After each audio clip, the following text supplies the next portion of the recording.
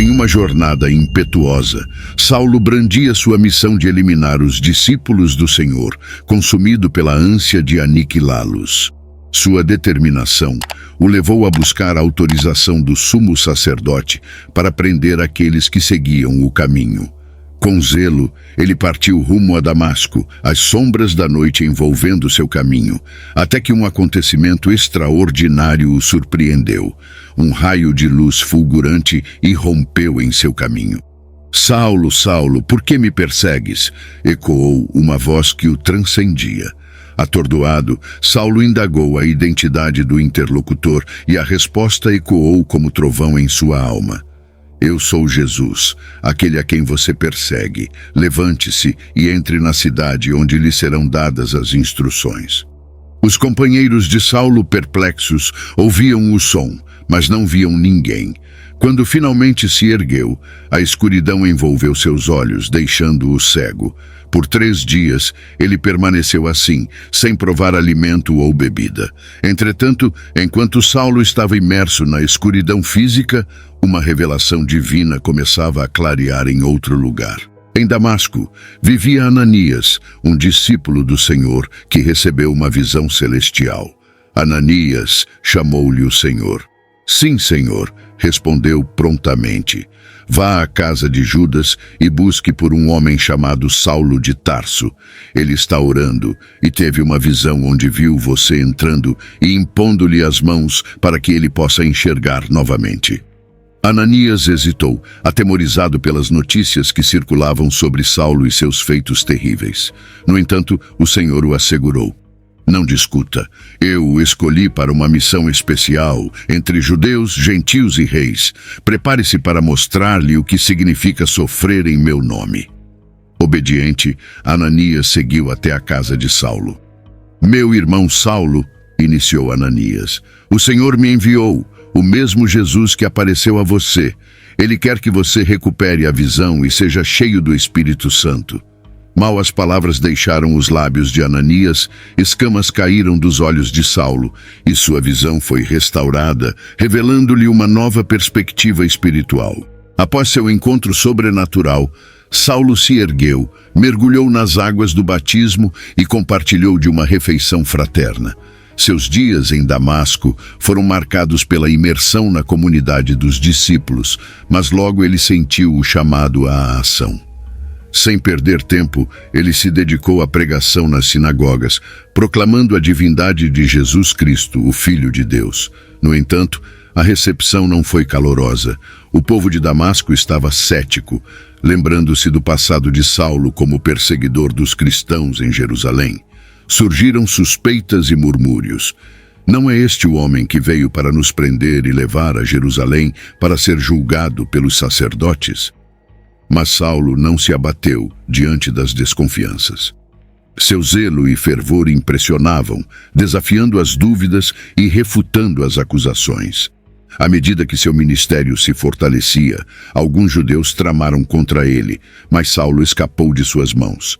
Contudo, a vigilância de seus inimigos era constante, forçando os discípulos a ajudá-lo a fugir de Damasco sob a proteção da noite.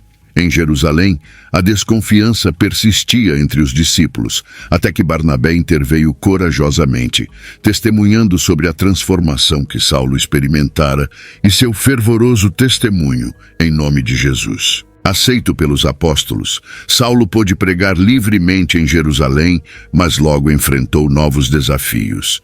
Uma disputa com helenistas resultou em um plano para matá-lo, e novamente seus amigos o salvaram, levando-o até Cesareia e dali enviando-o para Tarso, sua cidade natal. Enquanto Saulo se ausentava, a igreja experimentava uma trégua na perseguição e florescia em toda a região, alimentada pelo temor a Deus e pela presença fortalecedora do Espírito Santo.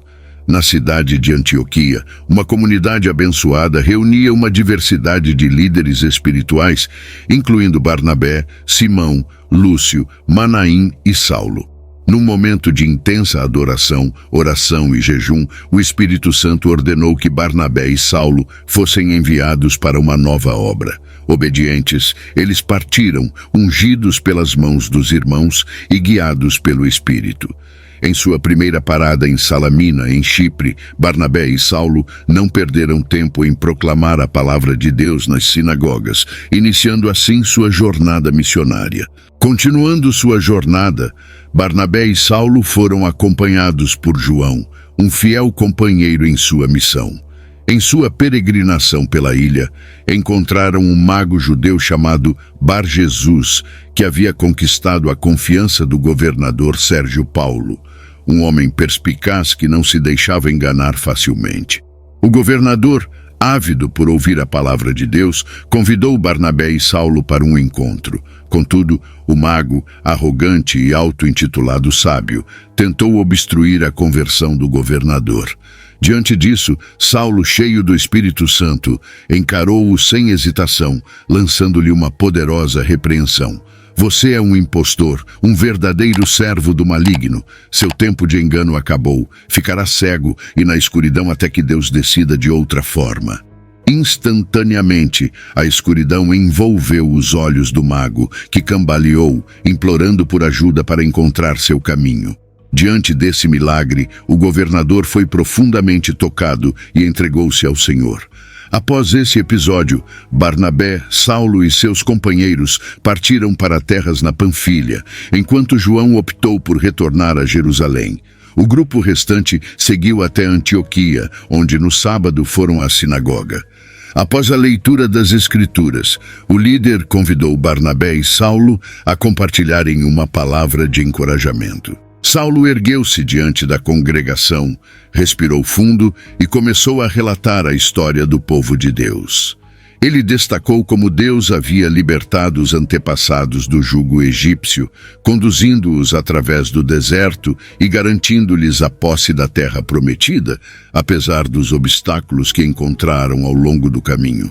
Sua narrativa abrangia um período de aproximadamente 450 anos, até os dias do profeta Samuel. Deus, em sua infinita sabedoria, providenciou juízes para guiar seu povo. Mas quando este clamou por um rei, Deus escolheu Saul, filho de Quis, da tribo de Benjamim, para governar. Após 40 anos de reinado, Deus retirou a coroa de Saul e a entregou a Davi, cujo coração estava em sintonia com o propósito divino. Dessa renomada linhagem, Deus fez surgir um Salvador para Israel, cumprindo assim suas promessas. Jesus, o Messias esperado, veio ao mundo, precedido pelo ministério de João Batista, que preparou os corações para a transformação espiritual. João, humildemente, esclareceu seu papel como precursor, apontando para o Messias que estava por vir. No entanto, apesar das evidências e dos testemunhos, muitos não reconheceram Jesus como o Messias prometido. Ele foi julgado e condenado à morte pelas autoridades de Jerusalém, cumprindo assim as profecias antigas, mesmo sem compreenderem plenamente seu significado. Contudo, a história não termina na cruz. Deus ressuscitou Jesus dos mortos, confirmando sua vitória sobre o pecado e a morte. Ele apareceu a muitos, demonstrando sua vitória sobre o túmulo. Hoje, estamos aqui para proclamar essa gloriosa mensagem. O perdão dos pecados e a vida eterna são possíveis através da fé no Jesus ressuscitado. Não ignorem estas palavras. Estejam atentos aos sinais de Deus ao seu redor, pois Ele está realizando obras que ultrapassam nossa compreensão. O cumprimento das profecias, a ressurreição de Jesus e a promessa do perdão estão diante de nós como testemunhas da graça divina. Creiam e sejam justificados diante de Deus por meio da fé no Jesus ressuscitado, cujo poder transcende toda a lei de Moisés. Que estas verdades ressoem em seus corações e que vocês reconheçam o poder transformador do Cristo ressuscitado, que traz esperança e salvação para todos os que creem. Não endureçam seus corações, mas estejam abertos para receber a graça que Deus oferece abundantemente. Após a reunião na sinagoga, Paulo e Barnabé foram convidados a pregar novamente no sábado seguinte. Enquanto a maioria se dispersava, alguns judeus e convertidos ao judaísmo procuraram os dois apóstolos, ansiosos por ouvir mais sobre a nova vida em Cristo. Paulo e Barnabé os encorajaram, exortando-os a permanecerem firmes na graça de Deus. No sábado seguinte, quase toda a cidade se reuniu para ouvir a palavra de Deus. Porém, diante da grande multidão, alguns judeus foram dominados pela inveja e começaram a se opor a Paulo, contradizendo suas palavras de maneira deprimente. Mas Paulo e Barnabé mantiveram-se firmes, declarando que a mensagem de salvação seria proclamada primeiro aos judeus, mas diante de sua recusa, a porta estava aberta para os gentios. Os ouvintes não judaicos, cheios de alegria, receberam a mensagem com entusiasmo. E aqueles que estavam destinados à vida eterna depositaram sua confiança em Deus. A palavra de Deus foi honrada e a mensagem se espalhou rapidamente pela região como fogo incontrolável. No entanto, alguns judeus influentes na cidade, alarmados com a ameaça percebida ao seu estilo de vida, convenceram outros a expulsar Paulo e Barnabé. Os dois apóstolos, não abalados, partiram para a próxima cidade, Icônio, cheios de alegria e do Espírito Santo. Em Icônio, eles continuaram sua prática de procurar a sinagoga e compartilhar a mensagem. Muitos judeus e gentios foram convencidos pela mensagem, mas os incrédulos começaram a difamá-los, semeando dúvidas na mente do povo. Mesmo assim, Paulo e Barnabé permaneceram na cidade por um tempo, demonstrando os dons de Deus através de milagres e maravilhas. A opinião pública ficou dividida, com alguns apoiando os judeus incrédulos e outros defendendo os apóstolos. Por fim, ao saberem que um grupo estava sendo formado para atacá-los, Paulo e Barnabé fugiram para as cidades vizinhas, continuando assim sua missão de propagar o evangelho. Em Listra, Paulo e Barnabé testemunharam um poderoso milagre. Um homem que desde o nascimento era aleijado estava entre os ouvintes da pregação de Paulo. Percebendo a fé do homem, Paulo ordenou que ele se levantasse, e imediatamente o aleijado começou a andar e pular, para espanto e alegria da multidão. Porém, o povo, maravilhado com o milagre, interpretou erroneamente o que aconteceu. Acharam que Paulo e Barnabé eram divindades, chamando Barnabé de Zeus e Paulo de Hermes. Prepararam até mesmo uma procissão para oferecer sacrifícios aos dois, mas os apóstolos, horrorizados, interromperam o ritual, explicando que eram apenas homens e que estavam ali para proclamar a mensagem do Deus vivo, exortando o povo a abandonar suas superstições. Contudo, a oposição não tardou a surgir. Judeus de Antioquia e Icônio incitaram a multidão a se revoltar contra Paulo e Barnabé. Paulo foi agredido e deixado inconsciente, sendo arrastado para fora da cidade e deixado como se estivesse morto. Mas quando os discípulos o encontraram, ele se recuperou e retornou à cidade. No dia seguinte, partiu para Derbe com Barnabé, continuando sua missão de pregação e encorajamento. Ao passar por Derbe, Listra, Icônio e Antioquia, Paulo e Barnabé fortaleceram os discípulos, exortando-os a permanecerem firmes na fé, apesar das dificuldades que enfrentariam. Em cada igreja escolheram líderes após orar e jejuar, consagrando-os ao Senhor. Finalmente, retornaram a Antioquia, o ponto de partida de sua jornada missionária. Ali foram recebidos com gratidão, reconhecendo que foram enviados e protegidos pela graça de Deus. Assim, encerraram sua viagem missionária, conscientes de que tinham feito um excelente trabalho para o reino de Deus. Ao retornarem a Antioquia, Paulo e Barnabé reuniram a igreja e compartilharam detalhadamente como Deus os usou para abrir as portas da fé a todas as nações. Descansaram ali por algum tempo, mas logo surgiram alguns judeus da Judéia, insistindo que os não-judeus deveriam ser circuncidados conforme a lei de Moisés para serem salvos. Paulo e Barnabé discordaram veementemente e a igreja decidiu enviar uma delegação, incluindo Paulo, Barnabé e outros discípulos, para apresentar o assunto aos apóstolos e líderes em Jerusalém. Durante a jornada, eles anunciavam a todos a maravilhosa mensagem de salvação, trazendo alegria aos corações dos ouvintes. Em Jerusalém, foram calorosamente recebidos pela igreja, mas alguns fariseus convertidos levantaram objeções. Uma reunião especial foi convocada para discutir a questão. As discussões ficaram acaloradas até que Pedro interveio, lembrando a todos que Deus havia deixado claro sua vontade de que os gentios também ouvissem a mensagem do Evangelho e fossem incluídos na família de Deus.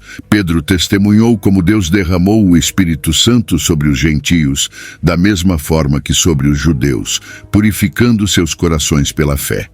Ele argumentou contra a imposição de regras da lei de Moisés sobre os novos convertidos, enfatizando que todos são salvos pela graça de Jesus Cristo, independentemente de sua origem étnica.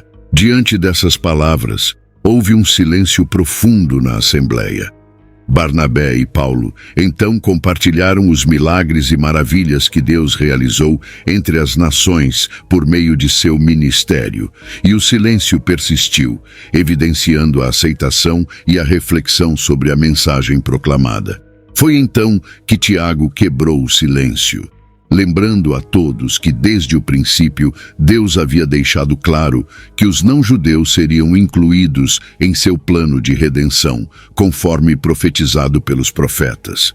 Ele citou as palavras dos profetas que anunciaram a reconstrução da casa de Davi para que todos os povos pudessem buscar o Senhor e encontrar um lugar para pertencer. Diante dessas verdades, Tiago propôs uma solução: não impor um fardo desnecessário sobre os não-judeus que se convertem ao Senhor.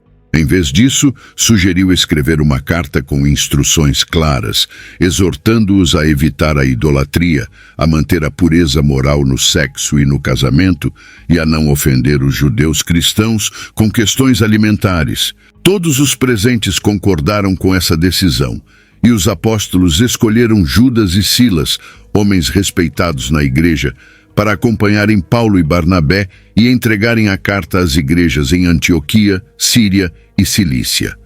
A carta, redigida pelos apóstolos e líderes, transmitia saudações e esclarecia que alguns homens, sem autorização, haviam confundido e entristecido os irmãos. Agora, unanimemente, concordavam em enviar representantes com os fiéis Barnabé e Paulo, escolhendo homens confiáveis que haviam enfrentado perigos por amor a Jesus Cristo. E assim, guiados pelo Espírito Santo, decidiram que os irmãos não deveriam ser sobrecarregados com exigências além daquelas estipuladas na carta. Evitar a idolatria, respeitar as questões alimentares dos judeus cristãos e manter a pureza moral. Que a graça de Deus estivesse com todos eles. Assim, eles chegaram a Antioquia e, ao lerem a carta para a igreja, sentiram um alívio profundo e uma grande satisfação. Judas e Silas, com suas palavras de encorajamento, fortaleceram os novos convertidos, deixando-os cheios de esperança. Ao se despedirem, trocaram abraços calorosos, retornando para informar o resultado da missão aos que os haviam enviado. Enquanto permaneciam em Antioquia, Paulo e Barnabé dedicavam-se ao ensino e à pregação da palavra de Deus, mas logo decidiram revisitar as cidades onde haviam pregado anteriormente. Barnabé desejava levar consigo João, também chamado Marcos, mas Paulo discordou, preocupado com a tenacidade do jovem frente às dificuldades. Assim, Barnabé partiu com Marcos para Chipre, enquanto Paulo escolheu Silas como companheiro e, recomendados pela graça do Senhor, dirigiram-se à Síria e à Cilícia. Em sua jornada, Paulo e Silas encontraram Timóteo, um discípulo de boa reputação, e decidiram levá-lo consigo. Antes disso, porém, Paulo o circuncidou para evitar ofensas aos judeus da região. Enquanto viajavam, compartilhavam as diretrizes decididas pelos apóstolos e líderes em Jerusalém, o que fortalecia as igrejas a cada dia, aumentando sua fé e número. Inicialmente, planejavam seguir para a província da Ásia, mas foram impedidos pelo Espírito Santo. Tentaram então chegar em Bitínia, mas, novamente, o Espírito de Jesus os deteve. Após passarem pela Mísia, desceram até o porto de Troade, onde Paulo teve um sonho revelador. Uma figura da Macedônia clamava por ajuda. Diante desse sinal, Paulo imediatamente preparou-se para partir em direção à Macedônia. Assim, tudo estava claro para Paulo e seus companheiros. Eles sabiam com certeza que Deus os havia chamado para pregar aos europeus. Embarcaram e seguiram diretamente para Samotrácia. No dia seguinte, chegaram a Filipos, a principal cidade daquela região da Macedônia e uma colônia romana muito importante. Ali, permaneceram por vários dias. Em um sábado, deixaram a cidade e foram ao rio, onde sabiam que havia uma reunião de oração. Lá, encontraram um grupo de mulheres, e uma delas, chamada Lídia, de Tiatira, uma vendedora de tecidos finos e tementes a Deus, ouviu atentamente a mensagem e o Senhor abriu o seu coração para crer. Ela e toda a sua casa foram batizadas. Em um gesto de hospitalidade, Lídia convidou Paulo e seus companheiros para ficarem em sua casa, e eles aceitaram. Em outro dia, quando estavam a caminho do local de oração, foram seguidos por uma escrava que possuía um espírito de adivinhação e que trazia lucro para seus senhores. Ela repetia constantemente que Paulo e seus amigos eram servos do Deus Altíssimo e anunciavam o caminho da salvação. Isso continuou por vários dias, até que Paulo, perturbado, voltou-se para ela e ordenou ao espírito que saísse dela em nome de Jesus Cristo. E na mesma hora, o espírito a deixou. Quando os donos da escrava viram que haviam perdido sua fonte de lucro, agarraram Paulo e Silas e os levaram à praça, onde foram acusados de perturbar a paz e de serem agitadores perigosos, judeus que iam contra as leis de Roma. A multidão, então, começou a exigir punição para eles. Os juízes ordenaram que suas roupas fossem rasgadas, que fossem açoitados, e depois os colocaram na prisão, sob severa vigilância do carcereiro, que os prendeu na cela mais segura, com algemas nas pernas. Por volta da meia-noite, Paulo e Silas estavam orando e cantando hinos a Deus, e os outros prisioneiros os ouviam. De repente, houve um terremoto tão violento que as portas da prisão se abriram e as correntes de todos se soltaram. O carcereiro acordou e, vendo as portas abertas, pensou que os prisioneiros tivessem fugido, então ele decidiu tirar a própria vida. Mas Paulo gritou para ele, dizendo que todos estavam ali. O carcereiro, surpreso, pediu para ser salvo, e Paulo e Silas lhe disseram para colocar sua fé no Senhor Jesus para ser salvo. O carcereiro os levou para fora, tremendo de medo, e perguntou o que precisava fazer para ser salvo. Paulo e Silas compartilharam a mensagem do Senhor com ele e toda a sua família. O carcereiro os levou para sua casa, lavou seus ferimentos e, naquela mesma noite, ele e todos da sua casa foram batizados. Depois, ele os convidou para uma refeição e todos celebraram juntos, pois havia grande alegria naquela casa, pois todos creram em Deus. Ao amanhecer, os juízes enviaram os oficiais de justiça com a ordem de libertar Paulo e Silas. O carcereiro informou a Paulo sobre a decisão dos juízes de que eles estavam livres para partir, mas Paulo se recusou a sair em segredo. Ele exigiu que os magistrados viessem pessoalmente para libertá-los, já que eles, sendo cidadãos romanos, haviam sido espancados e jogados na prisão sem um julgamento justo. Os oficiais de justiça comunicaram a mensagem aos magistrados, que ficaram alarmados ao saber que Paulo e Silas eram cidadãos romanos. Eles foram pessoalmente à prisão, pediram desculpas e imploraram para que saíssem da cidade. Depois de saírem da prisão, Paulo e Silas foram para a casa de Lídia, onde se encontraram com seus amigos e os encorajaram na fé. Em seguida, partiram para Tessalônica, onde Paulo pregou na sinagoga por 3 sábados consecutivos, explicando as Escrituras e demonstrando que Jesus era o Messias prometido, o qual precisava morrer e ressuscitar. Muitos gregos e mulheres da aristocracia aceitaram a mensagem, mas os judeus fanáticos, cheios de inveja, incitaram uma multidão violenta contra Paulo e Silas, acusando-os de perturbar a ordem pública e de blasfêmia contra César. Naquela noite, no meio da escuridão, os amigos de Paulo e Silas os tiraram da cidade e os enviaram para Bereia. Em Bereia, Paulo e Silas se misturaram à comunidade judaica local, onde foram recebidos com entusiasmo. Os judeus examinavam diariamente as Escrituras para verificar se as palavras de Paulo eram verdadeiras, e muitos deles passaram a crer, incluindo alguns gregos proeminentes da comunidade, bem como mulheres e homens influentes. Porém, quando os judeus linha dura de Tessalônica souberam que Paulo estava pregando em Bereia, foram até lá e incitaram a multidão contra eles.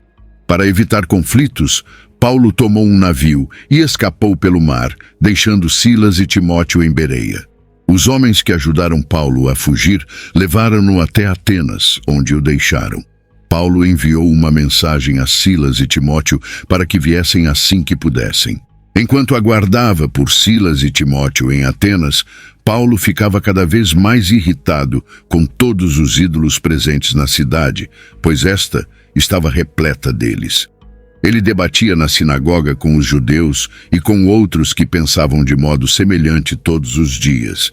Além disso, saía às ruas e discutia o assunto com quem quer que pudesse. Foi durante essas interações que ele conheceu alguns intelectuais epicuristas e estoicos, com os quais começou a debater. Alguns desses intelectuais menosprezaram Paulo, mas outros ficaram intrigados ao ouvir falar de Jesus e da ressurreição, pois era uma perspectiva nova sobre os deuses. Essa novidade atraiu a atenção dos intelectuais, que decidiram realizar uma apresentação pública no Areópago, um local onde havia um pouco mais de tranquilidade. Eles expressaram seu interesse dizendo a Paulo: "Isso é novidade para nós. Nunca ouvimos nada semelhante. De onde você tirou tudo isso? Explique-nos, queremos entender." O Areópago era o centro de Atenas e um lugar ideal para discutir novas ideias, pois sempre havia pessoas circulando ali, tanto os habitantes locais quanto os visitantes ansiosos pela última novidade. Paulo, então, pisou no Areópago e proferiu seu discurso.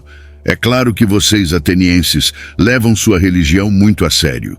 Eu, recém-chegado aqui, fiquei fascinado com a quantidade de santuários que encontrei. Então, encontrei um deles que ninguém conhece. Estou aqui para apresentar a vocês precisamente esse Deus, para que possam adorá-lo com inteligência, sabendo com quem estão lidando. Este é o Deus que fez o mundo e tudo que está nele, o Senhor dos céus e da terra. Ele não habita em santuários feitos sob medida, nem precisa que a raça humana se desgaste por causa dele, como se ele não pudesse tomar conta de si mesmo. Ele fez todas as criaturas, nenhuma criatura o fez. Começando do nada, ele fez toda a raça humana e criou a terra habitável, com muito espaço e tempo para uma vida em que pudéssemos buscar a Deus. E em vez de ficar tateando na escuridão, pudéssemos de fato encontrá-lo. Ele não brinca de esconde-esconde conosco. Ele não está em um lugar remoto, está bem próximo. Vivemos e nos movemos nele. Não podemos escapar dele. Tanto é assim que um dos poetas de vocês disse com razão: somos criados por Deus. Bem, se somos criados por Deus, não faz sentido pensar que podemos contratar um artista para esculpir Deus numa pedra para nós. Isso não é Deus. Até agora, vocês não levaram isso em conta, pois não conheciam muita coisa. Mas esse tempo passou. O desconhecido agora é conhecido e está pedindo uma mudança radical de vida. Ele estabeleceu um dia em que toda a raça humana será julgada e tudo será acertado. Também já indicou o juiz, confirmando diante de todos quando o ressuscitou dos mortos. Ao ouvirem a expressão ressuscitou dos mortos, as opiniões se dividiram. Alguns riram dele e começaram a fazer piadas, enquanto outros disseram: vamos discutir esse assunto em outra ocasião. Queremos ouvir mais. Mas era o suficiente por aquele dia, e Paulo foi embora. Houve ainda os que foram convencidos ali mesmo e creram. Entre eles, Dionísio, o Areopagita, e uma mulher chamada Dâmaris de Atenas. Paulo partiu para Corinto, onde encontrou um judeu chamado Áquila, natural do Ponto, e sua esposa, Priscila. Eles haviam chegado recentemente da Itália, pois o imperador Cláudio havia expulsado os judeus de Roma. Paulo ficou com eles e trabalharam juntos na fabricação de tendas. Todos os sábados, ele estava na sinagoga, procurando convencer judeus e gregos a respeito de Jesus. Quando Silas e Timóteo chegaram da Macedônia, Paulo teve condições de dedicar tempo integral à pregação e ao ensino, com o objetivo de persuadir os judeus de que Jesus era de fato o Messias de Deus. Mas não obteve muito êxito, eles entravam em discórdia. Muito aborrecido, Paulo por fim se cansou deles e desistiu dizendo: façam como quiserem, vocês fizeram a cama, então deitem nela. De agora em diante vou dedicar meu tempo às outras nações. Depois disso, ele foi morar na casa de Tício Justo, homem consagrado a Deus e vizinho da sinagoga. Os esforços de Paulo com os judeus não foram de todo em vão, pois Crispo, chefe da sinagoga, passou a crer no Senhor, e toda a sua família creu com ele. Ao ouvir Paulo, muitos coríntios também creram e foram batizados. Certa noite o Senhor falou a Paulo num sonho: fique firme. Não permita que ninguém, não importa o que aconteça, te afronte. Estou com você e ninguém poderá feri-lo. Era tudo o que ele precisava ouvir. Paulo morou ali por 1 ano e meio, ensinando a palavra de Deus com fidelidade aos coríntios. Mas quando Galho se tornou o governador da província da Acaia, os judeus instigaram uma campanha contra Paulo. Levaram-no ao tribunal e o acusaram dizendo: este homem está levando o povo a realizar cultos ilegais. Paulo estava prestes a se defender quando Galho o interrompeu e disse aos judeus: se isso fosse um caso de conduta criminosa, eu os ouviria de bom grado. Mas isso parece mais uma rixa entre judeus, uma disputa interminável sobre questões religiosas. Cuidem disso vocês mesmos. Não perderei tempo com isso. Em seguida, mandou que desocupassem a sala de audiências. A multidão na rua agrediu Sóstenes, um novo chefe da sinagoga. Diante do tribunal, Galho não moveu um dedo, foi um descaso total. Depois de ficar mais um pouco em Corinto, chegou a hora de Paulo se despedir dos amigos e navegar para a Síria. Priscila e Áquila estavam com ele. Antes de embarcar, na cidade portuária de Cencreia, Paulo rapou a cabeça como parte de um voto que tinha feito. Eles desembarcaram em Éfeso e Priscila e Áquila ficaram ali. Paulo pegou um navio apenas para pregar aos judeus na sinagoga. Eles queriam que ele ficasse mais tempo, mas Paulo disse que não podia. No entanto, depois de se despedir, prometeu: eu voltarei, se Deus quiser. Completando a jornada, depois de passar um tempo considerável com os cristãos de Antioquia, Paulo partiu novamente agora para a Galácia, refazendo a antiga rota cidade após cidade, sempre encorajando os discípulos. Foi então que um homem chamado Apolo apareceu em Éfeso. Ele era judeu, nascido em Alexandria, no Egito, e era um orador muito capaz, eloquente e conhecedor do caminho do Senhor. Apolo era cheio de entusiasmo, e seu ensino a respeito de Jesus era preciso até certo ponto, pois ele só conhecia o batismo de João. Priscila e Áquila ouviram quando ele pregou com poder na sinagoga. Depois o chamaram e lhe explicaram o restante da história. Apolo decidiu seguir caminho até a província da Acaia.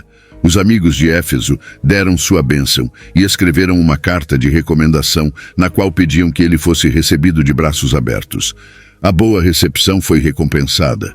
Apolo revelou ser um grande auxílio para os convertidos pela imensa graça de Deus.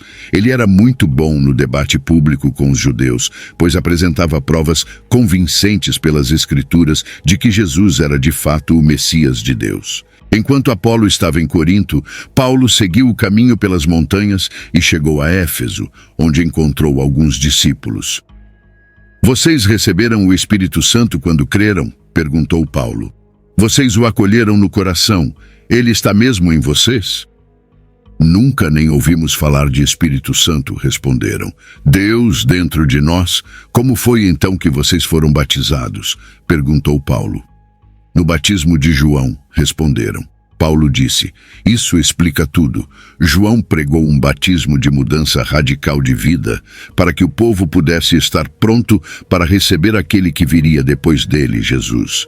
Se vocês foram batizados no batismo de João, agora estão preparados para o que realmente importa, Jesus." E eles estavam. Assim que ouviram isso, foram batizados no nome do Senhor Jesus.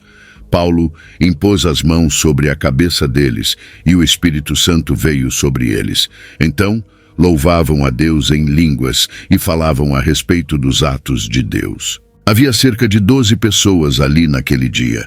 Em seguida, Paulo foi para a sinagoga e ficou na cidade 3 meses, trabalhando para apresentar a eles o reino de Deus de maneira convincente. No entanto, começou a surgir resistência por parte de alguns que começaram a espalhar boatos sobre o estilo de vida cristã. Paulo retirou-se, levando os discípulos com ele, e se estabeleceu na escola de Tirano, ministrando aulas diariamente. Ele fez isso por 2 anos, dando a todos na província da Ásia, judeus e gregos, ampla oportunidade para ouvir a mensagem do Senhor. Deus fez coisas poderosas e incomuns por meio de Paulo. A notícia se espalhou e as pessoas começaram a trazer peças de roupas, lenços, mantas e coisas semelhantes para que tocassem em Paulo e depois os doentes. Foi impressionante ver os doentes serem curados e restaurados. Alguns exorcistas judeus itinerantes estavam na cidade e tentaram fazer o que pensavam ser o mesmo trabalho de Paulo. Eles mencionavam o nome do Senhor Jesus, as vítimas de espíritos malignos, dizendo: "Jesus pregado por Paulo." Os 7 filhos de um tal de Seva, um sacerdote principal judeu, tentaram fazer isso com um homem, e o espírito maligno respondeu: "Conheço Jesus e já ouvi falar de Paulo, mas quem são vocês?" Então, o possesso pulou sobre os exorcistas, que levaram uma boa surra e ficaram com as roupas rasgadas e feridos. Eles fugiram dali, e o fato se tornou conhecido de toda Éfeso entre judeus e gregos, espalhando-se a convicção de que Deus estava por trás de tudo aquilo. A curiosidade a respeito de Paulo transformou-se em reverência pelo Senhor Jesus. Muitos dos que creram abandonaram a feitiçaria. Magos e feiticeiras vieram com seus livros de feitiços e fizeram uma fogueira imensa com eles. O valor dos livros chegou a 50.000 moedas de prata. Assim, ficou evidente que a palavra do Senhor era vitoriosa em Éfeso. Depois disso, Paulo decidiu que era hora de avançar para as províncias da Macedônia e da Acaia e de lá para Jerusalém. Ele disse: "Vou para Roma, preciso conduzir-me para lá." Ele enviou Erasto e Tíquico para a Ásia para resolver alguns assuntos. Antes de partir, ocorreu em Éfeso um grande tumulto a respeito do que era conhecido como o Caminho Certo. O ourives Demétrio liderava um negócio de manufatura de relicários da deusa Ártemis e empregava muitos artesãos. Ele reuniu seus empregados e outros que lhe prestavam serviços e disse: "Homens, vocês sabem que temos um bom negócio aqui e já viram como Paulo se intromete no que fazemos para nos desacreditar, afirmando que não existem deuses feitos por mãos humanas. Muita gente o apoia, não apenas a quem Éfeso, mas por toda a província da Ásia. Não apenas nosso negócio corre o risco de chegar à falência, mas o templo da nossa famosa deusa Ártemis acabará em escombros. Quando sua reputação gloriosa se for, não se trata de local, o mundo inteiro adora a nossa Ártemis. A multidão perdeu a cabeça e correu às ruas, gritando, "Grande Ártemis dos Efésios!" e puseram a cidade inteira em polvorosa. Correram até o estádio e agarraram 2 dos companheiros de Paulo, os macedônios Gaio e Aristarco. Paulo queria partir também, mas os discípulos não deixaram. Alguns líderes religiosos de destaque da cidade, simpáticos a Paulo, concordaram: não se aproxime daquela multidão. Alguns deles gritavam uma coisa, outros gritavam outra. Muitos nem tinham ideia do que estava acontecendo ou por que estavam ali. Enquanto os judeus empurraram Alexandre para que ficasse à frente do povo e assumisse o controle, diferentes vozes ecoavam: "Grande Ártemis dos Efésios!" Durante 2 horas, gritaram incessantemente. Finalmente, o escrivão da cidade fez a multidão se aquietar e disse: "Caros, será que alguém em algum lugar não sabe que nossa querida cidade de Éfeso é a protetora da gloriosa Ártemis e da sua imagem sagrada de pedra, que caiu do céu? Considerando que isso não pode ser negado, é melhor que cada um de vocês vá cuidar da sua vida. Tal conduta é indigna de nós. Os homens que vocês trouxeram aqui não fizeram nada para prejudicar nosso templo nem nosso Deus. Se Demétrio e sua associação de artesãos têm alguma queixa, poderão apresentá-la no tribunal e fazer as acusações que quiserem. Se algo mais os está incomodando, reclamem nas reuniões regulares da administração da cidade. Deixem a questão a cargo dela.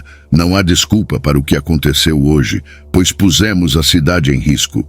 Lembre-se de que Roma não vê agitadores com bons olhos." Com a situação normalizada, Paulo reuniu os discípulos e os incentivou a ficar firmes naquela boa obra em Éfeso. Despedindo-se deles, foi para Macedônia, viajou pelo país, indo de uma reunião para outra, sempre encorajando, animando e despertando neles uma nova esperança. Depois, Paulo foi para a Grécia e ficou 3 meses ali. Quando estava para embarcar para a Síria, os judeus armaram uma conspiração contra ele. Assim, decidiu partir por terra pela Macedônia e despistou seus companheiros de viagem, que eram Sópatro, filho de Pirro, de Bereia, Aristarco e Segundo, ambos tessalonicenses, Gaio de Derbe e Timóteo, e os 2 discípulos da Ásia, Tíquico e Trófimo. Eles foram na frente e esperaram por nós em Troade. Enquanto isso, ficamos em Filipos para a semana da Páscoa e depois embarcamos. 5 dias depois, estávamos novamente com eles em Troade e ficamos ali 1 semana. Encontramo-nos no domingo para o culto e a celebração da ceia do Senhor. Paulo falou à comunidade, e nosso plano era sair de manhã bem cedo, mas Paulo falou muito até depois da meia-noite. Estávamos reunidos num andar superior, bem iluminado. Um jovem chamado Eutico estava sentado numa janela. Enquanto a palavra de Paulo se prolongava, ele adormeceu e caiu da janela do 3º andar. Quando foram socorrê-lo, ele estava morto. Paulo desceu também e sacudiu o rapaz, dizendo: "Nada de choro, ainda há vida nele." Depois disso, ele subiu para servir a ceia do Senhor e continuou a falar a respeito da fé até a madrugada. Encerrada a reunião, Paulo tomou seu caminho. O rapaz estava vivo e foi com o pessoal da comunidade, que estava muito feliz. Enquanto isso, o resto de nós embarcou no navio e navegou até Assos, onde planejávamos encontrar Paulo, pois ele queria pregar ali e já havia feito os preparativos. Tudo ocorreu conforme o plano. Nos encontramos em Assos e o trouxemos dali. Navegamos até Mitilene no dia seguinte, passamos por quilômetros e um dia depois finalmente chegamos a Mileto. Paulo havia decidido evitar Éfeso para não ficar na província da Ásia. Ele tinha pressa, pois queria chegar a Jerusalém a tempo da festa de Pentecostes. De Mileto, Paulo mandou chamar os líderes da comunidade. Quando chegaram, ele lhes disse: vocês sabem que desde o dia em que cheguei à Ásia, me dediquei totalmente a vocês, oferecendo minha vida, servindo o Senhor como podia, enfrentando as armadilhas que os judeus prepararam contra mim. E nada foi mesquinho. Vocês receberam toda a verdade e encorajamento de que precisavam. Ensinei em lugares públicos e nos lares, exortando os judeus e gregos, sem distinção, a uma mudança radical de vida na presença de Deus e em plena confiança em nosso Senhor Jesus. Mas agora, outra realidade urgente está diante de mim. Sinto-me impelido a chegar a Jerusalém. Não sei em absoluto o que irá acontecer quando chegar lá. Só sei que não será fácil, pois o Espírito Santo me alertou de que me aguardam sofrimentos e prisões. Mas isso pouco importa. O que mais me interessa é terminar o que Deus começou, a tarefa de que o Senhor Jesus me incumbiu, fazer com que todos com os quais me encontre tomem conhecimento da extraordinária graça de Deus. Portanto, a Deus vocês não me verão outra vez, nem eu a vocês, com quem tenho trabalhado tanto proclamando as boas novas do reino de Deus. Fiz o melhor que pude por vocês.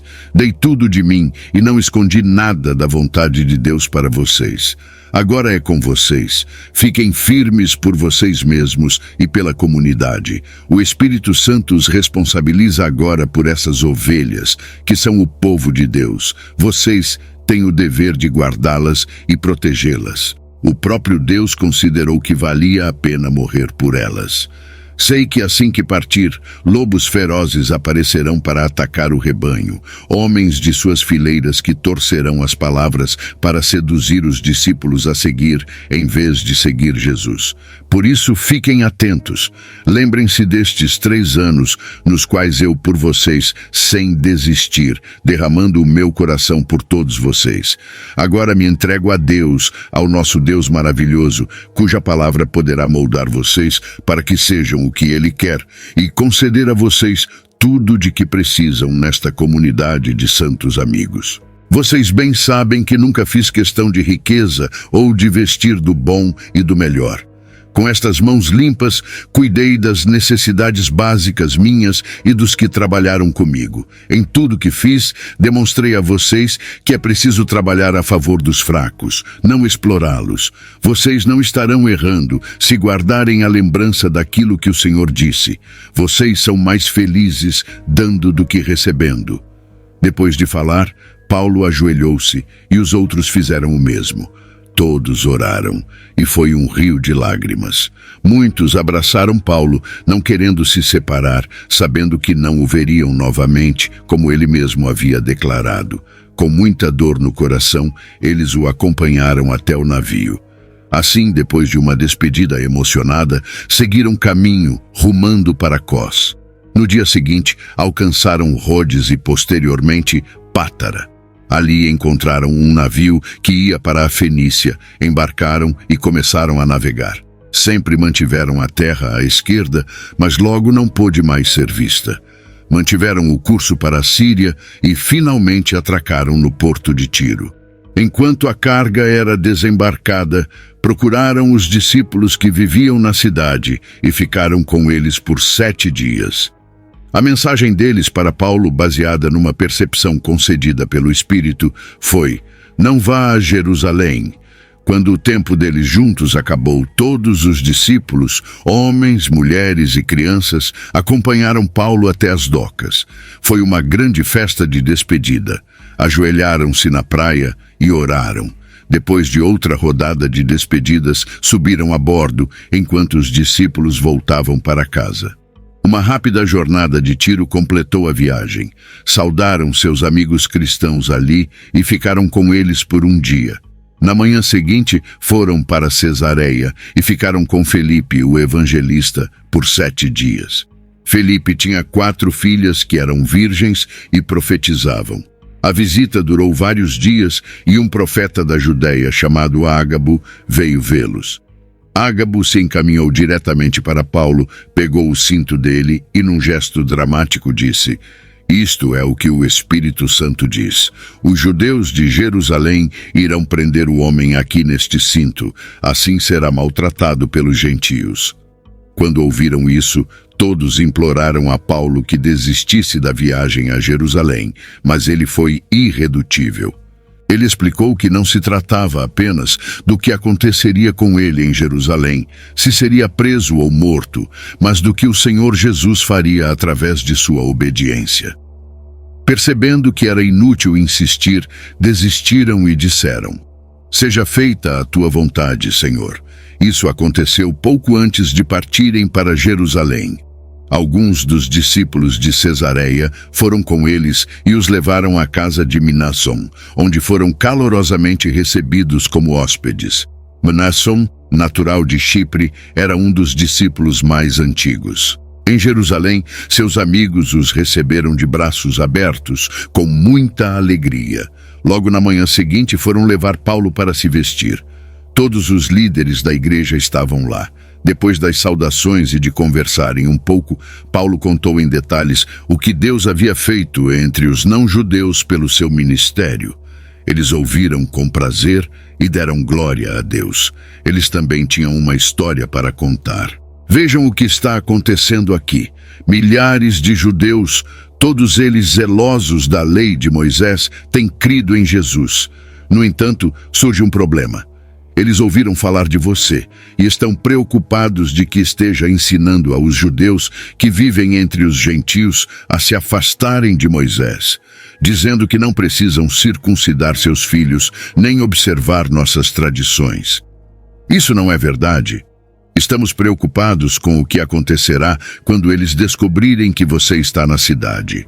Certamente haverá problemas. Aqui está nosso conselho. 4 homens da nossa comunidade fizeram um voto de purificação ritual. Junte-se a eles e pague as despesas para que possam raspar a cabeça. Assim, todos saberão que não há verdade nos rumores sobre você, mas que, pelo contrário, você mesmo vive em obediência à lei de Moisés. Quanto aos gentios convertidos, queremos reiterar o que já lhes dissemos. Devem se abster da comida sacrificada aos ídolos do sangue, da carne de animais estrangulados e da imoralidade sexual. Paulo concordou com o pedido, juntou-se aos homens no ritual de purificação e pagou suas despesas. No dia seguinte, entrou no templo para oficializar o término do período de purificação, permanecendo ali até que os sacrifícios fossem oferecidos, conforme o costume. Quando os 7 dias de purificação estavam prestes a se completar, alguns judeus de Éfeso reconheceram Paulo no templo. Imediatamente agarraram-no, clamando por socorro e acusando-o de blasfêmia contra a religião e o templo. Eles supunham que Paulo tinha levado um grego chamado Trófimo, de Éfeso, ao templo, e assim alvoroçaram toda a cidade. Uma multidão se reuniu, e os judeus tentaram matar Paulo, mas quando a notícia chegou ao comandante da guarnição romana, ele enviou soldados para intervir e resgatar Paulo da multidão enfurecida. O capitão prendeu Paulo e ordenou que ele fosse algemado. Depois perguntou quem era e o que tinha feito. Tudo que ele conseguiu da multidão foi uma gritaria ensurdecedora. Era impossível entender o que diziam. Por isso, decidiu levar Paulo para a fortaleza. No entanto, ao chegarem às escadarias do templo, a multidão se tornou tão violenta que os soldados tiveram que carregar o prisioneiro. Enquanto o transportavam, a multidão ia atrás dele. Quando chegaram às escadas, antes de entrar, Paulo disse ao capitão: "Posso falar uma coisa?" Ele respondeu: "Eu não sabia que você falava grego. Pensei que fosse o egípcio que há pouco tempo iniciou uma rebelião aqui e se escondeu no deserto com 4.000 bandidos." Paulo respondeu: "Não, eu sou judeu, nascido em Tarso. Ainda sou um cidadão daquela cidade influente e tenho um pedido simples. Permita que eu fale à multidão." Em pé na escada, Paulo virou-se, levantou os braços e a multidão silenciou quando ele começou a falar em hebraico. "Meus prezados irmãos e pais", disse ele, "ouçam com atenção o que eu vou dizer antes de tirar conclusões a meu respeito. Quando ouviram falar em hebraico, ficaram ainda mais atentos. Ninguém queria perder uma palavra. Ele prosseguiu: sou um bom judeu, nascido em Tarso, na província da Cilícia, mas educado aqui em Jerusalém sob o olhar exigente do rabino Gamaliel, instruído com rigor em nossas tradições religiosas. Além disso, sempre me dediquei sinceramente a Deus. Até o dia de hoje, eu perseguia qualquer um que tivesse ligação com o caminho, agia com violência, disposto a matar por causa de Deus. Persegui homens e mulheres e lancei muita gente na prisão. Se tem alguma dúvida, perguntem ao sacerdote principal ou a qualquer membro do conselho. Eles me conhecem muito bem. Certa vez, fui até nossos irmãos de Damasco munido de documentos oficiais que me autorizavam a caçar os seguidores de Jesus que viviam lá, prendê-los e trazê-los de volta a Jerusalém para serem sentenciados. Quando me aproximava de Damasco, por volta do meio-dia, uma luz intensa brilhou do céu e caiu ao chão. Confuso, ouvi uma voz: Saulo, Saulo, por que você me persegue? Quem é, Senhor? Perguntei. Ele disse: eu sou Jesus, o Nazareno, a quem você está perseguindo. Meus companheiros viram a luz, mas não ouviram a conversa. Paulo continuou a relatar sua jornada de fé, destacando os encontros significativos que teve desde sua conversão em Damasco até seu retorno a Jerusalém. Ele compartilhou como Ananias, um homem de reputação excelente, o acolheu e o encorajou em sua nova fé, além de receber a confirmação divina de sua missão. Paulo explicou como, apesar de suas credenciais anteriores como perseguidor dos seguidores de Jesus, ele foi chamado para ser um instrumento de Deus entre os gentios. Enquanto Paulo falava, a multidão reagia de maneira tumultuada, expressando tanto apoio quanto hostilidade. A situação se tornou cada vez mais caótica, com alguns exigindo a morte de Paulo. O comandante da guarda interveio para proteger Paulo da multidão enfurecida, ordenando que ele fosse levado à fortaleza para interrogatório. No entanto, antes que o interrogatório pudesse começar, Paulo surpreendeu a todos ao revelar sua cidadania romana. Essa revelação mudou drasticamente o curso dos eventos, pois torturar um cidadão romano sem um julgamento justo era ilegal.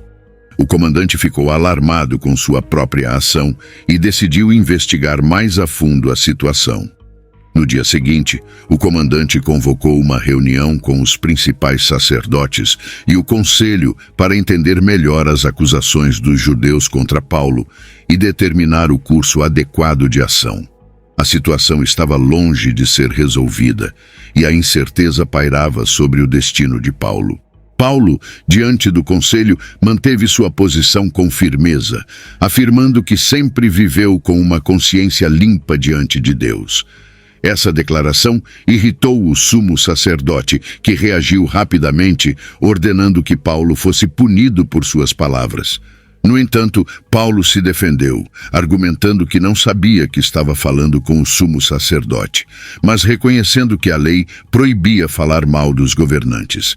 Percebendo a divisão entre os saduceus e os fariseus no conselho, Paulo decidiu explorar essa divisão a seu favor. Ele se identificou como um fariseu e apontou sua crença na ressurreição dos mortos como o motivo pelo qual estava sendo julgado.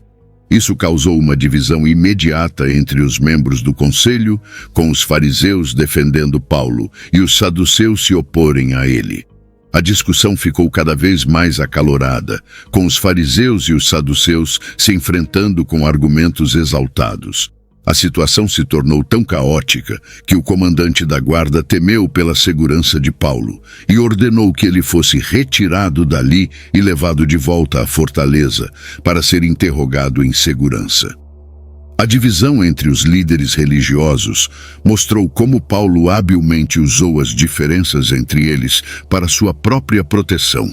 Naquela noite, após receber a revelação divina de que tudo ocorreria para o melhor, Paulo foi informado sobre o plano mortal tramado pelos judeus contra ele.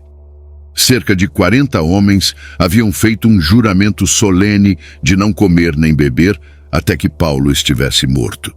Esse pacto de assassinato foi apresentado aos principais sacerdotes e líderes religiosos. O sobrinho de Paulo, ao saber desses planos, correu para a fortaleza e informou a Paulo.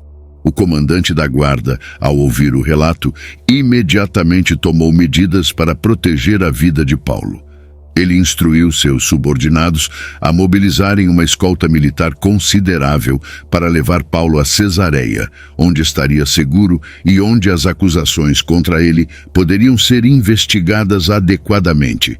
O comandante ordenou que 200 soldados, 70 cavaleiros e 200 lanceiros fossem preparados para marchar imediatamente, marcando a partida para as 9 horas da noite. Além disso, providenciou 2 mulas para transportar Paulo e sua bagagem. Seu objetivo era garantir que Paulo fosse levado são e salvo ao governador Félix em Cesareia, onde estaria protegido contra os planos malignos dos conspiradores judeus. Ao dispensar o sobrinho de Paulo, o comandante enfatizou a importância do sigilo sobre o assunto, evitando que os planos dos judeus fossem revelados prematuramente. Em seguida, ele designou 2 centuriões para liderar a escolta e assegurar que Paulo fosse protegido durante toda a jornada. Essa rápida e decisiva intervenção do comandante salvou a vida de Paulo e demonstrou sua determinação em fazer justiça e proteger os direitos de um cidadão romano. Depois de tomar todas as medidas para garantir a segurança de Paulo, o comandante Lísias escreveu uma carta ao governador Félix, explicando a situação. Ele relatou como resgatou Paulo de uma multidão judaica que estava prestes a matá-lo quando soube que ele era cidadão romano. Lísias esclareceu que apresentou Paulo ao conselho judaico para descobrir o motivo de sua detenção, mas constatou que se tratava apenas de uma disputa religiosa, não de um crime. O comandante também informou ao governador sobre o plano dos judeus para assassinar Paulo e decidiu, por questões de segurança, enviá-lo a Félix em Cesareia. Assim, os soldados levaram Paulo em segurança durante a noite e o entregaram ao governador na manhã seguinte, junto com a carta. Félix, ao ler a carta, questionou Paulo sobre sua província de origem e Paulo respondeu que era da Cilícia. O governador então decidiu cuidar do caso de Paulo e ordenou que ele ficasse detido na residência oficial de Herodes, até que seus acusadores se manifestassem. 5 dias depois, o sumo sacerdote Ananias chegou ao governador Félix, acompanhado por um grupo de líderes judeus, incluindo um advogado. Eles apresentaram suas acusações contra Paulo ao governador. Quando Paulo foi chamado ao tribunal para responder às acusações, o advogado dos judeus começou a falar em nome da acusação. Ele expressou sua gratidão ao governador Félix por seu governo sábio e pacífico, reconhecendo que a paz e o bem-estar da região eram em grande parte devido a ele. O advogado então se dirigiu diretamente a Paulo, pedindo a gentileza do governador para ouvi-lo com brevidade. O advogado acusou Paulo de perturbar a paz, incitando tumultos entre os judeus em todo o mundo, sendo o líder de uma seita perigosa chamada Nazarenos. Ele alegou que Paulo também tentou profanar o templo sagrado, justificando assim sua prisão. O advogado enfatizou que todas essas acusações poderiam ser verificadas durante o interrogatório. Os judeus presentes no tribunal apoiaram as acusações do advogado, concordando que Paulo era culpado dos crimes mencionados. O governador Félix então assinalou para Paulo, indicando que era sua vez de responder às acusações apresentadas contra ele. Paulo começou sua defesa, expressando sua gratidão por ter a oportunidade de se defender diante de um governador tão justo como Félix. Ele afirmou que só estava em Jerusalém há 12 dias e que seu propósito ao visitar a cidade era adorar durante a festa de Pentecostes. Paulo enfatizou que não tinha feito nada de errado durante esse período e desafiou seus acusadores a apresentarem evidências ou testemunhas de suas supostas transgressões. Ele admitiu ser um seguidor do caminho, que seus acusadores rotulavam como uma seita, mas afirmou que servia e adorava o mesmo Deus que seus antepassados, de acordo com as Escrituras. Paulo confessou sua crença na ressurreição dos mortos, uma doutrina que compartilhava com os fariseus. Ele argumentou que, se isso era considerado um crime, então seus acusadores também deveriam ser culpados, já que acreditavam na mesma doutrina. Paulo defendeu sua conduta durante sua ausência de Jerusalém, afirmando que havia levantado uma oferta para os pobres e para o templo, e que não estava envolvido em nenhuma atividade ilegal. Ele explicou que foi durante suas orações no templo que seus acusadores o encontraram, mas que não havia nenhuma multidão ou tumulto presente. Paulo também apontou a covardia de seus acusadores por não estarem presentes para sustentar suas acusações. Ele concluiu sua defesa questionando se a simples crença na ressurreição era considerada um crime aos olhos do governador Félix, desafiando assim as acusações contra ele. Félix, o governador, hesitou em tomar uma decisão imediata sobre o caso de Paulo. Embora soubesse bastante sobre o cristianismo, ele preferiu adiar a resolução da questão por motivos políticos. Decidiu que só tomaria uma decisão quando o capitão Lísias, responsável por Paulo, retornasse. Enquanto isso, ele ordenou que Paulo fosse mantido sob custódia, mas com certa autonomia, permitindo que seus amigos o visitassem. Alguns dias depois, Félix e sua esposa Drusila, que era judia, chamaram Paulo para ouvir sua perspectiva sobre o cristianismo. Paulo aproveitou a oportunidade para falar sobre justiça, disciplina moral e o juízo futuro. Félix ficou desconfortável com a conversa e a interrompeu, adiando-a para outra ocasião.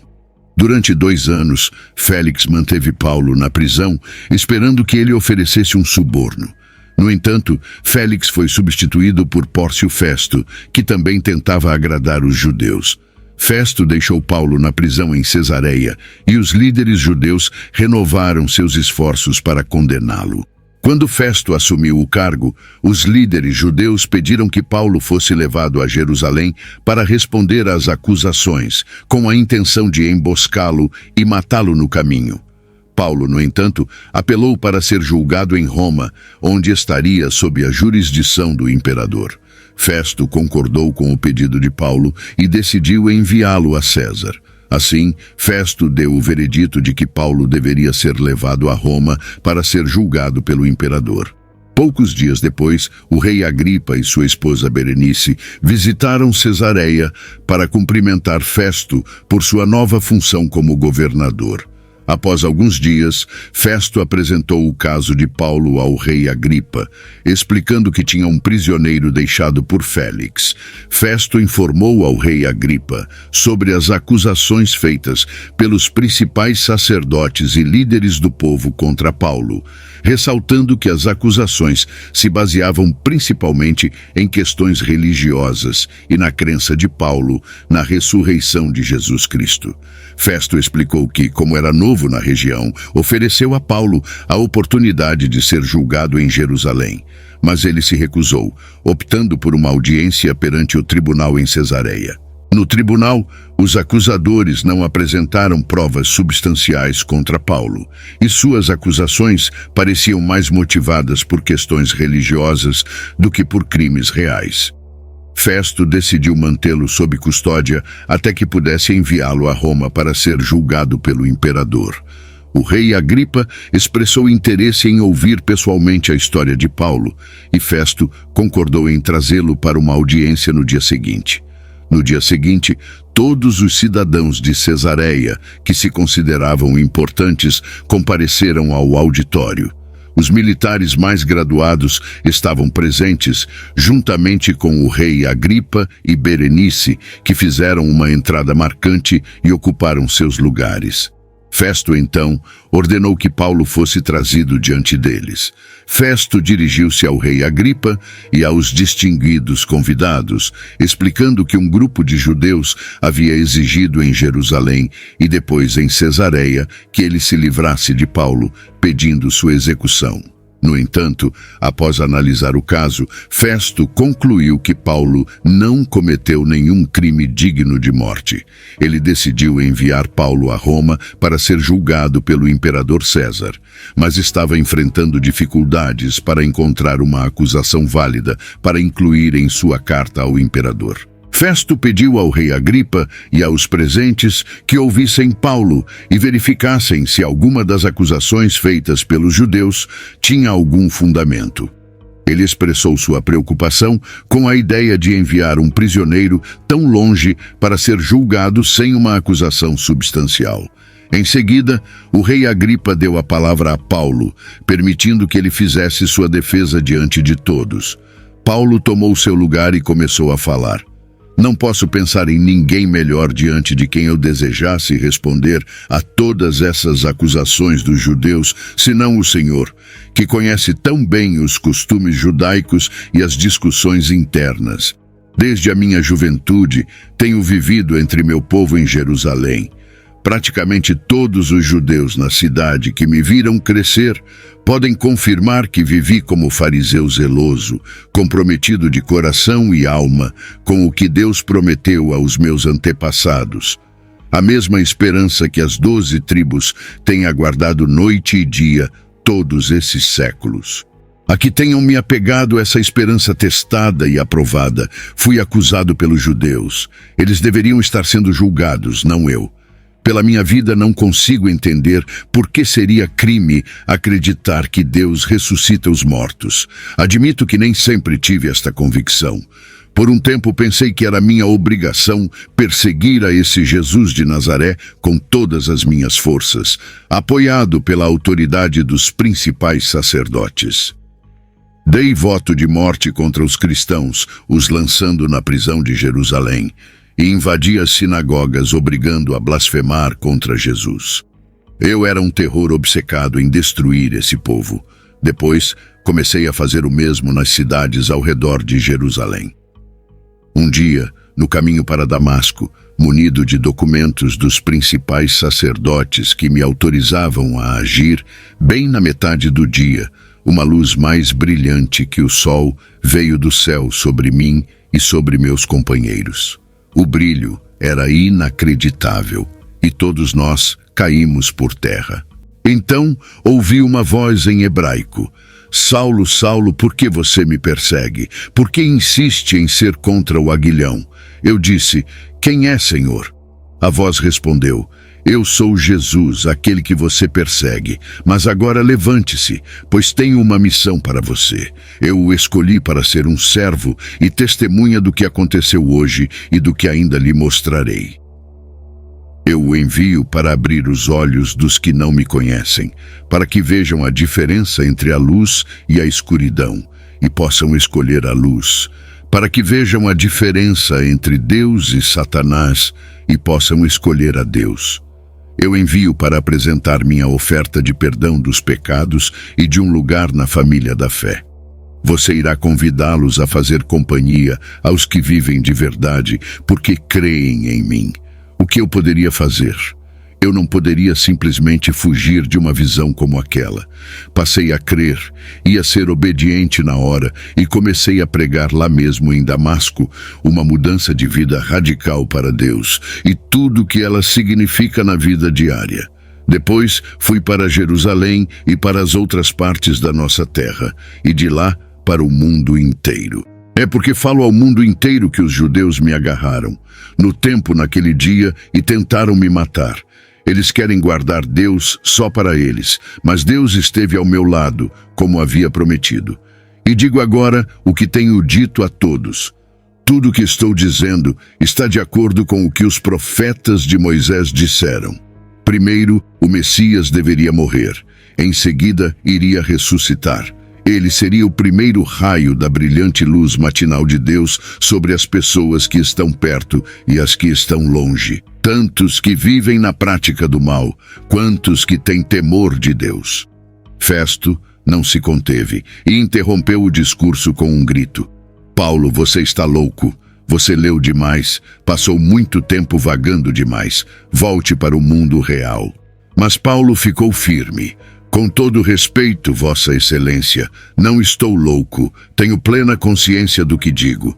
O rei sabe do que estou falando. Estou certo de que nada do que eu disse parece loucura para ele. Ele sabe disso há muito tempo. O senhor precisa entender que isso não foi feito às ocultas. O senhor acredita nos profetas ou não? Não precisa responder. Sei que acredita. Agripa respondeu: um pouco mais e você vai fazer de mim um cristão. Paulo, ainda algemado, disse: é por isso que tenho orado para que agora ou mais tarde, não apenas o Senhor, mas todos os que me ouvem aqui se tornem como eu, exceto, é claro, por estas algemas. O rei, o governador Berenice e seus conselheiros levantaram-se e foram para a sala ao lado, discutir a respeito do que ouviram. Muitos concordaram quanto à inocência de Paulo, dizendo: não há nada neste homem que mereça prisão, muito menos a morte. Agripa disse afetado: ele poderia ser liberto agora mesmo se não tivesse requisitado uma audiência perante César. Assim que os preparativos para nossa viagem à Itália ficaram prontos, Paulo e outros prisioneiros ficaram sob supervisão de um centurião chamado Júlio, membro de uma tropa de elite.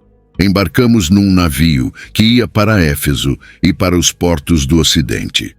Aristarco, macedônio de Tessalônica, foi conosco. No dia seguinte, fizemos uma escala em Sidom. Júlio tratou Paulo muito bem, permitindo que ele desembarcasse e desfrutasse da hospitalidade dos amigos daquela cidade. De volta ao mar, navegamos para o norte, seguindo a proteção da costa nordeste, pois os ventos do oeste nos eram contrários. E então, navegamos ao longo da costa ocidental até o porto de Mirra. Ali, o centurião encontrou um navio egípcio que ia para a Itália e nos transferiu. Enfrentamos mau tempo e descobrimos que seria impossível manter o curso. Depois de muita dificuldade, finalmente chegamos à costa sul da ilha de Creta e atracamos em bons portos. O nome dessa altura, havíamos perdido bastante tempo. Já era o começo do outono e dali em diante o clima seria tempestuoso, perigoso demais para a navegação. Paulo advertiu: a única coisa que consigo ver adiante é um desastre para a carga e para o navio, sem falar em nós mesmos, se navegarmos agora. Mas aquele não era o melhor porto para passar o inverno. Fênix, poucas milhas adiante, era mais apropriado. No entanto, o centurião não deu atenção ao conselho de Paulo e permitiu que o capitão do navio e o proprietário da carga o convencessem a tentar chegar ao porto seguinte. Com a chegada de um vento suave do sul, eles levantaram âncora, pensando que teriam uma navegação tranquila. No entanto, assim que se lançaram ao mar, um vento forte e perigoso, vindo do nordeste, começou a soprar. O navio ficou sem controle, como uma folha na tempestade. Passaram rente a uma pequena ilha chamada Cláudia, conseguindo preparar um bote salva-vidas e puxar as velas, mas os bancos de areia os impediram de chegar mais perto. Só conseguiram evitar os bancos porque arriaram as âncoras. No dia seguinte, mais uma vez em alto mar e castigados pela tempestade, lançaram a carga ao mar. No terceiro dia, os marinheiros aliviaram ainda mais o navio, livrando-se das provisões e dos equipamentos. Ficaram muitos dias sem ver o sol e as estrelas, o vento e as ondas, batiam no navio sem piedade, e perderam a esperança de resgate. Seu apetite por comida e pela vida se foi. Então, Paulo foi para o meio do grupo e disse: amigos, vocês deveriam ter me ouvido lá em Creta. Poderíamos ter evitado esta provação, mas não há como desistir agora. Acredito que de agora em diante as coisas vão melhorar. Garanto que nenhum de nós vai se perder, ainda que não possa dizer o mesmo do navio. Ele está condenado. Na 14ª noite à deriva, em algum lugar no mar Adriático, por volta da meia-noite, os marinheiros perceberam que estavam se aproximando da terra. Sondaram o fundo do mar e estavam a uma profundidade de 36 metros e pouco depois a 27 metros. Temendo a colisão com alguma rocha, lançaram as 4 âncoras e oraram pelo raiar do dia. Alguns marinheiros tentaram fugir do navio, arriando um bote salva-vidas e fingindo que iriam lançar as âncoras da proa. Paulo percebeu a manobra e disse ao centurião e aos soldados: se esses marinheiros não ficarem no navio, todos nós vamos naufragar. Então, os soldados cortaram as cordas do bote salva-vidas, deixando-o cair no mar. Perto do amanhecer, Paulo reuniu a tripulação e os passageiros e propôs um desjejum. Este é o 14º dia que estamos sem comida. Nenhum de nós comeu nada, mas insisto que comam algo agora. Vocês vão precisar de força para o resgate que está diante de nós. Garanto que vocês sairão desta sem nenhum arranhão. Ele partiu o pão, deu graças a Deus e distribuiu a todos, e todos comeram animados. Eram 276 pessoas a bordo. Depois da refeição, estando todos satisfeitos, o navio foi aliviado de seu peso mais uma vez, agora da carga de grãos. Ao raiar do dia, ninguém reconheceu o lugar, mas estavam em uma baía com uma bela praia. Decidiram levar o navio para a praia, cortar algumas âncoras, soltaram o leme e seguiram o vento. No entanto, ainda longe, bateram em um recife e o navio começou a se partir. Os soldados decidiram matar os prisioneiros para que ninguém pudesse escapar nadando, mas o centurião, determinado a salvar Paulo, os impediu e ordenou que todos que sabiam nadar pulassem no mar, e os que não sabiam deveriam se agarrar a alguma prancha. Todos conseguiram chegar à praia. Foi feita a contagem e constatou-se que todos se salvaram e descobriram que estavam na ilha de Malta. Os habitantes os trataram muito bem.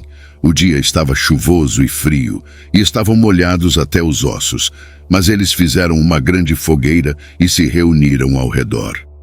Paulo prontificou-se a ajudar o grupo, apanhando um punhado de gravetos, mas quando jogou o fogo, uma cobra venenosa fugindo do calor mordeu a mão de Paulo. Vendo a cobra presa à mão de Paulo, concluíram que ele era um assassino que estava recebendo sua justa punição. No entanto, Paulo sacudiu a cobra no fogo e nada lhe aconteceu. As pessoas pensaram que ele iria cair morto a qualquer momento, mas como isso não aconteceu, concluíram que ele era um deus. O líder daquela parte da ilha os hospedou em sua casa e lhes trouxe roupas secas. Receberam o melhor tratamento possível. Nos 3 dias seguintes, o pai do líder estava doente, acamado com febre alta e disenteria. Paulo foi ao quarto do ancião, impôs as mãos sobre ele e orou, e o homem foi curado. A notícia da cura espalhou-se rapidamente, e logo todos os doentes da ilha vieram até ali e foram curados. Passaram 3 maravilhosos meses em Malta. Foram tratados como reis, cuidaram de todas as suas necessidades e providenciaram o que foi preciso para o restante da viagem. Embarcaram em um navio egípcio que estava partindo para a Itália. O navio tinha esculpido na proa uma figura de Deus e gêmeos. Ficaram 3 dias em Siracusa e depois rumaram para a costa de Régio. 2 dias depois, com vento sul, navegaram até a Baía de Nápoles, onde encontraram alguns cristãos e ficaram com eles por uma semana. Chegamos a Roma e nossos amigos ouviram que estávamos a caminho e vieram nos encontrar. Um grupo veio de longe até a Praça de Ápio e outro grupo nos encontrou nas 3 Vendas. Houve muita emoção, como era de se esperar, transbordante de louvor. Paulo nos liderou nas orações de gratidão. Quando finalmente entramos em Roma, permitiram que Paulo vivesse por conta própria, sob vigilância de um soldado. 3 dias depois, Paulo convocou os líderes judeus para uma reunião em sua casa e disse: os judeus de Jerusalém me prenderam sob falsas alegações e fui trazido sob custódia para Roma. Garanto a vocês que não fiz absolutamente nada contra as leis ou contra os costumes judaicos. Depois que os romanos investigaram as acusações e descobriram que não tinham nada a fazer, quiseram me libertar. Mas os judeus criaram tantos problemas que fui obrigado a apelar para César. Não quis acusá-los de nenhum erro, nem deixar nosso povo em má situação com Roma. Já tivemos problemas demais. Fiz isso por Israel. Peço que vocês venham e me ouçam hoje para deixar claro que estou a favor de Israel, não contra. Estou hospedado aqui por causa da esperança, não por juízo. Eles disseram: ninguém nos escreveu para falar contra você, e ninguém se manifestou para dizer algo contra você. Mas gostaríamos muito de ouvir mais. A única coisa que sabemos dessa seita cristã é que parece que ninguém tem algo de bom para dizer a respeito. Então eles combinaram uma data, e quando o dia chegou, voltaram à casa de Paulo com muitos amigos.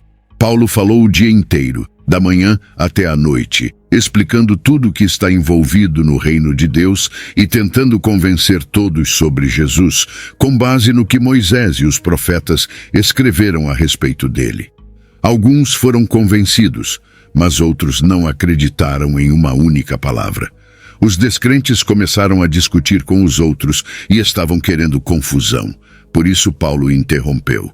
Tenho apenas mais uma coisa a dizer a vocês. O Espírito Santo seguramente sabia o que estava falando quando se dirigiu aos nossos antepassados por meio do profeta Isaías. Ele disse: vai, esse povo, e diga-lhes o seguinte: vocês escutarão com os ouvidos, mas não ouvirão uma palavra. Vocês enxergarão com os olhos, mas nada verão. Esse povo é cabeça dura. Ele está com os ouvidos e com os dedos para não ter de escutar. Eles fecham os olhos para não serem obrigados a ver e assim evitam ficar comigo fácil e a face e me deixar curá-los. Vocês tiveram sua oportunidade. Os outros povos terão a sua chance e acreditam eles vão receber meu ensino de braços abertos. Paulo viveu 2 anos na casa que alugou. Ele recebia todos os que iam visitá-lo, falava sem descanso sobre o reino de Deus e explicava tudo a respeito de Jesus Cristo. A porta de sua casa estava sempre aberta